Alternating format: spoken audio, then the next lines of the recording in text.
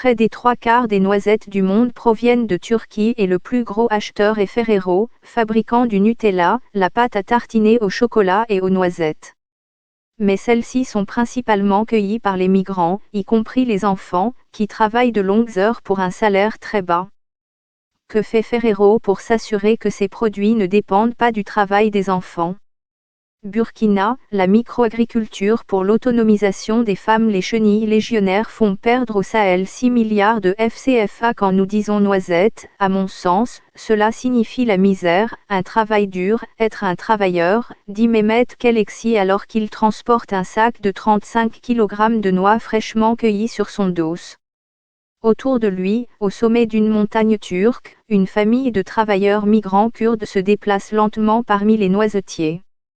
Le père secoue les branches au-dessus de sa tête à l'aide d'un bâton de bois, sa femme et ses enfants se penchent 2 fois ou s'accroupissent pour ramasser les grappes de noix dans leur coque vert pâle qui tombent au sol. C'est un travail épuisant. Ces personnes sont à l'œuvre environ 10 heures par jour sur des pentes si raides qu'il est facile de perdre pied. Et 2 des cueilleurs, Mustapha et Mohamed, travaillent illégalement.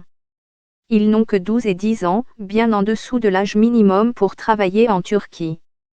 Il s'agit d'une scène typique du mois d'août, lorsque la récolte commence le long de la côte turque de la mer Noire, d'où proviennent 70% de l'approvisionnement mondial en noisettes. La plupart des cueilleurs sont des migrants saisonniers originaires des régions pauvres du sud et de l'est de la Turquie, principalement des Kurdes. Le salaire officiel fixé par les autorités locales est de 95 lire, 9800 FCFA, par jour.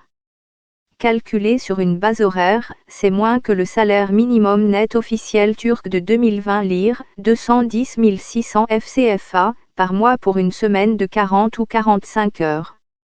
Mais cette famille recevra encore moins un maximum de 65 lire, 6800 FCFA, par jour chacun, et peut-être aussi peu que 50, 5200, après avoir payé une commission de 10% à l'entrepreneur en main d'œuvre qui les amène, ainsi que le prix du billet aller-retour à 100 l'URFA, leur ville natale et leurs frais de subsistance pendant leur absence. Agriculture, la pomme de terre, rempart contre la guerre des satellites, protège l'agriculture africaine. Selon lui, ils font travailler leurs enfants comme des machines. Ils pensent aux bénéfices qu'ils seront à mesure de faire, selon le nombre d'enfants qu'ils font travailler. Mais il dit que la plupart des autres agriculteurs l'acceptent et qu'il n'a pas d'autre choix que de payer les enfants, car leurs parents insistent pour qu'ils travaillent. La mère et le père veulent qu'ils travaillent et qu'ils soient payés, dit-il en ajoutant, cette chaîne doit être brisée. Mais comment cela se passe-t-il? La Turquie compte environ 400 000 vergers familiaux de noisetiers. La plupart, comme celle de Kazim, sont minuscules, quelques hectares. Beaucoup de producteurs, comme lui, ne savent pas où finissent leurs noix. Au bout de la chaîne d'approvisionnement souvent complexe se trouvent des marques de confiserie turques et internationales bien connues, dont Ferrero, l'entreprise familiale italienne qui fabrique les chocolats Nutella, Ferrero Rocher et Kinder. Ferrero achète environ un tiers de toute la récolte turque. Il le faut bien. La quantité de Nutella qu'il fabrique chaque année pèse le même poids que l'Empire State Building, soit environ 365 000 tonnes. Sur son site internet, Ferrero, qui ne cultive ni ne commercialise elle-même des noix, déclare « La traçabilité est essentielle pour garantir les normes de qualité de la production et des produits.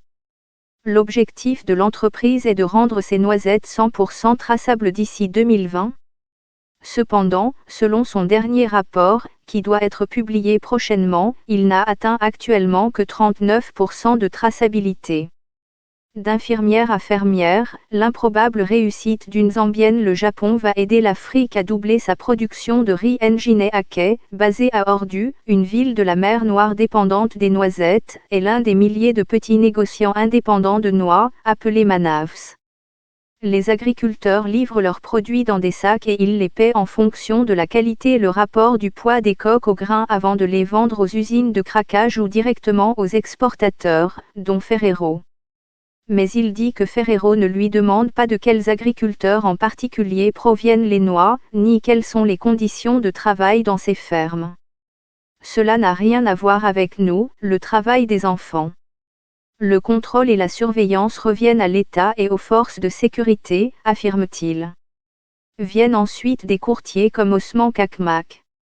Il achète auprès de commerçants et vend à Ferrero et à d'autres exportateurs et fabricants.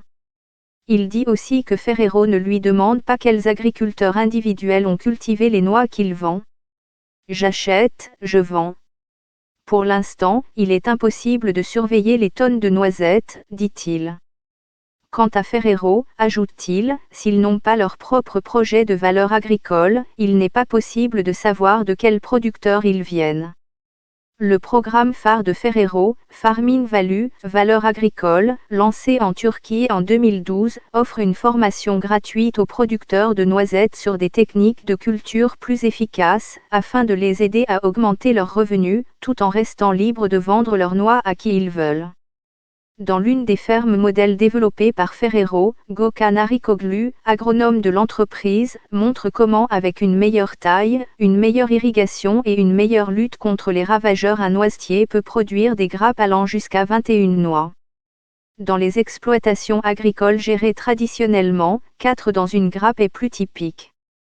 Travaillant en partie avec des ONG et d'autres agences, Ferrero forme également des cultivateurs, des ouvriers agricoles, des entrepreneurs, des commerçants, des courtiers et d'autres membres de la communauté, tels que les chefs de village, pour qu'ils sachent comment le secteur peut être rendu plus durable. Cela inclut une formation sur les droits des travailleurs, en particulier sur la prévention du travail des enfants. L'entreprise s'efforce d'impliquer les femmes, y compris les agricultrices, dans ses programmes de formation. Monsieur Ferrero indique que le programme a atteint à ce jour plus de 42 000 agriculteurs. C'est à peu près un dixième des 400 000 habitants de la Turquie. Comment l'entreprise peut-elle être sûre que ces noisettes ne sont pas cueillies par des enfants ?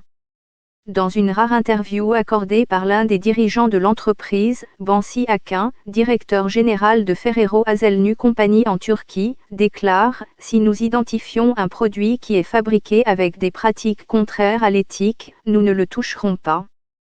Nous faisons notre rôle pour améliorer les pratiques sociales avec des formations. Mais le système est-il complètement propre ?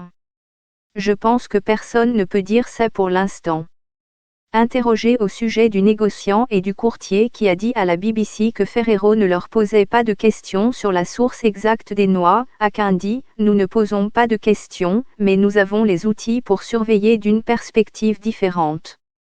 Avant le début de la saison, nous leur avons parlé aux négociants, et nous avons démontré nos exigences sociales et pratiques. » Il dit que Ferrero a les noms des intermédiaires auprès desquels elle achète et peut fournir une liste, en dehors du secret commercial. Mais il ajoute, je ne peux pas garantir les noms complets des fermiers. Quant à savoir si les allégations de traçabilité sur le site web de l'entreprise sont honnêtes, il dit, Ferrero est toujours honnête vis-à-vis du consommateur. Sur le bord de la route, sous son verger surplombant la mer Noire, le fermier Kazim Yaman regarde Mustapha, 12 ans, vider un autre sac lourd de noix. Il dit avec regret, l'autre jour, j'ai vu le père mettre un sac très lourd, sur les épaules de l'enfant. J'ai dit, qu'est-ce que tu fais ? Et il a dit, qu'il s'y habitue. Yaman dit que Ferrero l'a invité à participer à son programme de valeur agricole, mais il a refusé. Comme beaucoup d'autres producteurs, il appartient à une génération plus âgée, il a la soixantaine qui se méfie du changement. Il dit, la chaîne ne peut pas être brisée avec les efforts d'une ou deux personnes, mais avec le temps peut-être, elle sera brisée, cette chaîne. Pendant ce temps, une autre famille de cueilleurs kurdes emménage dans la petite cabane en bois sans électricité qui abritera 6 personnes, la mère, le fils adulte, 2 filles adultes et 2 jeunes enfants pour le mois prochain. Personnellement, je n'aime pas ça, répond-elle en riant. La souffrance et la misère que j'ai avec ce produit, je ne veux pas le voir.